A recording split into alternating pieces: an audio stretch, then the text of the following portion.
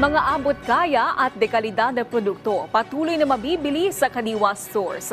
Laking pasalamat naman ng mga mamimili dahil malaki din ang kanilang natitipid. Si Bien Manalo sa sentro ng balita.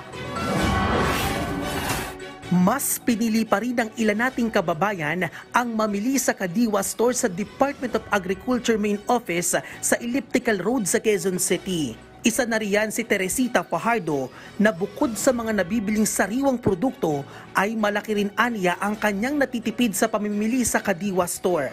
Isa rin kasi si Teresita sa mga matyagang pumila para sa murang bigas na alok ng Kadiwa.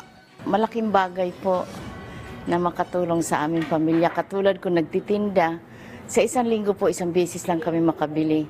Malaking tulong dahil nakakamura kami. Hindi kami napunta dun sa mahal na bigas. Ang talong mabibili sa 80 pesos per kilo. 110 pesos naman per kilo ang kamatis na pampaganda ng kutis. Ang sibuyas pula nasa 90 pesos per kilo. Habang ang sibuyas puti mabibili sa 80 pesos per kilo.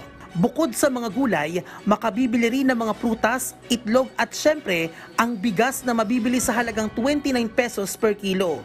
Patuloy na maghahatid ng abot kaya at sariwang produkto ang Kadiwa Stores. Lahat ng mga produkto sa Kadiwa Store Main Office sa Department of Agriculture ay direktang nagmumula sa mga magsasaka mula sa iba't ibang probinsya na malaki ang naitutulong sa kanilang kabuhayan.